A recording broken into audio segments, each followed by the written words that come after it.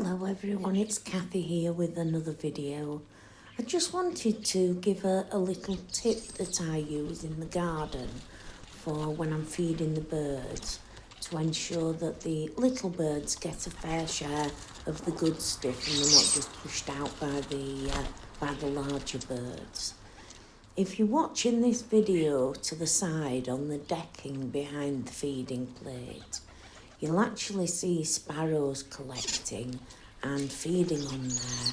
And what I do is when I put food out, and I'll put some on the bird table and some on the feeding plate, and then I will just scatter some on the decking, and it slows the bigger birds down, and it means that there's a lot more space for the little birds, and they have a chance of getting some of the food before the bigger birds hoover it all up.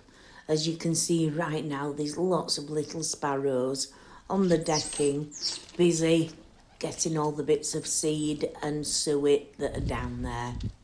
Hope this helps everybody, and thank you for watching, and bye for now.